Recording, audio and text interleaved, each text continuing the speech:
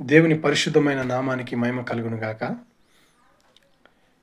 ఈ రోజుల్లో social media open చేస్తే యూట్యూబ్ గానివ్వండి, ఫేస్‌బుక్ గానివ్వండి, ఇంకా అదర్ సోషల్ మీడియా చూస్తే ఏమైతుందంటే, అందరు గాదు, నేను అందరి గురించి మాట్లాడటం లేదు. కొంతమంది యేసు ప్రభువుని ద్వేషించేవాళ్ళు, కొంతమంది బైబిల్‌ని ద్వేషించేవాళ్ళు ఏందంటే, బైబిలు భూత పుస్తకమని, బైబిల్‌లో లోతు చరిత్ర గురించి ప్రత్యేకంగా ఉంది కాబట్టి బైబిల్ భూత పుస్తకమని ఏదేదో మాట్లాడుతూ ఉంటారు తెలిసి తెలియక.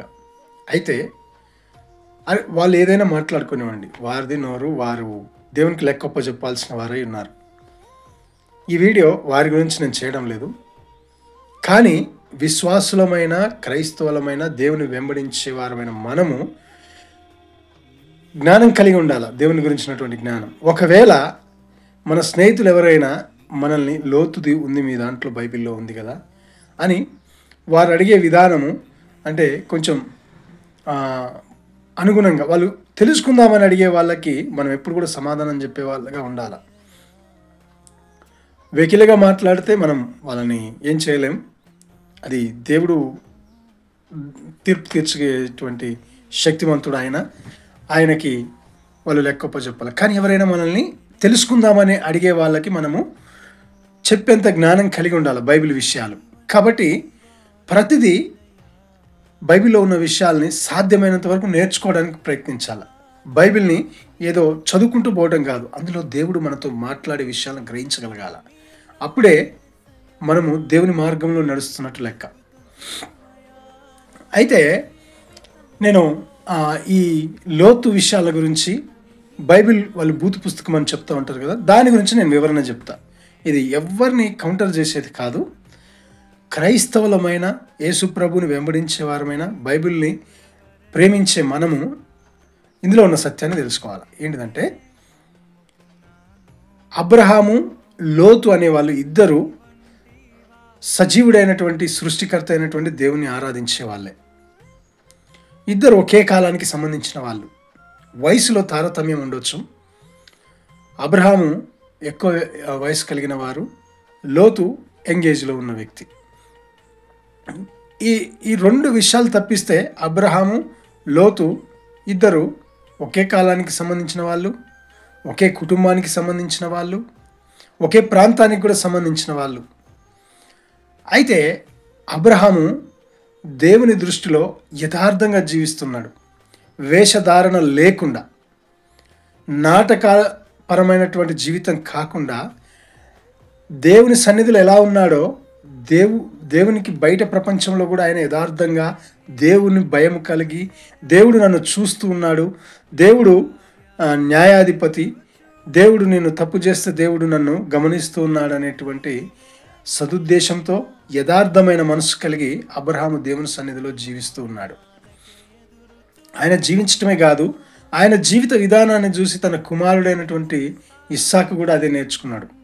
ఇస్సాకు కూడా అబ్రహాము వలె యథార్థంగా జీవించినాడు.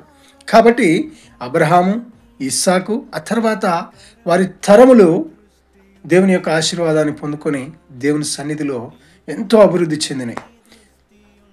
అనేక జనరేషన్లకి దేవుడు ఆశీర్వదించినాడు. ఇక లోతు విషయానికి వస్తే, లోతు విశ్వాసే, కానీ వేషధారణ కలిగినటువంటి విశ్వాసి, పరిస్థితులను బట్టి మారే విశ్వాసి. ఆ వేషధారణ, నాటక రకమైనటువంటి జీవితం లోతులో ఉంది. లోతు కూడా దేవుని ఆరాధించేవాడే అబ్రహాం లాగా. కానీ అబ్రహాము ప్రతి సందర్భంలో దేవునికి మొదటి స్థానం ఇచ్చి, దేవుని చిత్తానుసారంగా, దేవునికి యథార్థంగా జీవించాడు. కానీ లోతు దేవుణ్ణి ఆరాధించే వ్యక్తి అయినప్పటికీ నాటకీయమైనటువంటి జీవితం, పరిస్థితులను బట్టి మారేటువంటి స్వభావము, వేషధారణైనటువంటి విశ్వాస జీవితంలో లోతు జీవించినాడు. కాబట్టి లోతు నుంచి తన సంతానం కూడా అదే విషయాలను నేర్చుకున్నారు. దేవుని మీద ఆధారపడటం లేదు, పరిస్థితులను బట్టి వారు ఎలా సర్వైవ్ అవ్వాలని నేర్చుకుంటున్నారు. కానీ దేవుని మీద ఆధారపడి జీవించేటువంటి జీవితం లోతులో లేదు, లోతు నుంచి నేర్చుకున్న వారి పిల్లలలో లేదు. కాబట్టి లోతు జీవితం శాపగ్రస్తమైంది. లోతు పిల్లలు లోకానికి విరుద్ధమైనటువంటి మార్గంలో, దేవునికి విరుద్ధమైన మార్గంలో జీవించి వారు శాపగ్రస్తులు అయ్యడమే కాకుండా వారి తరాలను శాపగ్రస్తమై దేవుని సన్నిధిలో త్రోసివేయబడ్డారు. మళ్ళీ చెప్తున్నా వినండి, అబ్రహాము లోతు విశ్వాసులే, కానీ అబ్రహాము యథార్థమైనటువంటి ఎలాంటి కపటం లేనటువంటి దేవుని సన్నిధిలో యథార్థంగా జీవిస్తున్నాడు. లోతు మాత్రం వేషధారణతో విశ్వాస జీవితంలో జీవిస్తున్నాడు. అబ్రహామేమో ఆశీర్వదించబడ్డాడు, లోతు ఏమో శాపగ్రస్తమైనాడు. అబ్రహాము సంతానమేమో అబ్రహామును చూసి నేర్చుకొని దేవుని సన్నిధిలో యథార్థంగా ఉన్నారు. లోతు కుమార్తెలేమో లోతును చూసి వేషధారణ జీవితాన్ని జీవించి దేవుని మీద ఆధారపడకుండా లోకానికి దేవునికి విరుద్ధమైన క్రియలు చేసి దేవుని సన్నిధిలో వారు శపించబడటమే కాకుండా వారి తరాలు కూడా శాపగ్రస్తమయ్యేటట్టు చేశాయి. ఈ 2 స్టోరీలను, లోతు స్టోరీని కూడా ఎందుకు దేవుడు రాయించి ఇచ్చాడంటే, నా బిడ్డలారా, అబ్రహాము ఆశీర్వదించబడ్డాడు. ఎందుకు ఆశీర్వదించబడ్డాడంటే యథార్థమైన జీవితం కలిగి. లోతు ఆయన సంతానం శాపగ్రస్తమైంది. ఎందుకు శాపగ్రస్తమైందంటే ఇలా వేషధారమైన జీవితం తన నుండి తన సంతానం నేర్చుకొని లోకానికి నాకు విరుద్ధంగా జీవించి నాశనం అయిపోయారు. ఇలా మీరు జీవించకండి అని లోతు జీవితాన్ని దేవుడు రాశాడు అక్కడ. అంతేగాని లోతులాగా జీవించమని కాదు. ఇక్కడ ఇద్దరి జీవితాలను దేవుడు కంపేర్ చేసి బైబిల్ గ్రంథాన్ని రాసినాడు. లోతుది రాయకపోతే మరి చెడు చేస్తే నాశనం అయిపోతారని ఎలా తెలుస్తుంది? లోతుది క్లియర్గా రాయడానికి కారణం ఏంటంటే, లోతు అనే వ్యక్తి తను యథార్థంగా జీవించకుండా వేషధారణతో జీవించి తనే కాదు తన పిల్లలు కూడా తన నుంచి అలాగే నేర్చుకున్నారు. తన సంతానమే కాదు తన తరాలను నాశనం చేసినాడు లోతు అని దేవుడు మనకు చెప్తున్నాడు.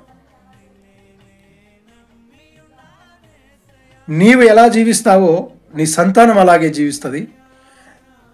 అలా జీవిస్తే, నువ్వు యథార్థంగా జీవిస్తే ఆశీర్వాదాలు పొందుకుంటావు. లోతులాగా జీవిస్తే నాశనం అవుతావు, నాశనాన్ని తీసుకొని వస్తావు తరాలకని దేవుడు చెప్తున్నాడు. అందుకే దేవుడు గలతీలకు రాసిన పత్రిక 6వ అధ్యాయం 7వ వచనంలో దేవుడు చాలా స్పష్టంగా చెప్తున్నాడు, మోసపోకుడి, దేవుడు వెక్కిరించబడడు, ఏది విత్తుతావో ఆ పంటనే కోస్తావు.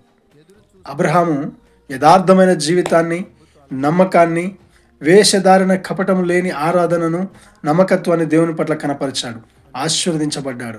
లోతు వేషధారణగా మోసపూరితంగా జీవించాడు, లోతు నాశనమైపోయాడు. ప్రియులారా, దయచేసి అర్థం చేసుకోండి, ఎవరు మనల్ని మోసం చేయరు, మనమే మనల్ని మోసం చేసుకుంటాం. కాబట్టి దేవుని సన్నిధిలో ఈ విషయాల్ని గ్రహించి పరిశుద్ధాత్మ మిమ్మల్ని సర్వసత్యంలోనికి నడిపించును గాక. ఆమేన్.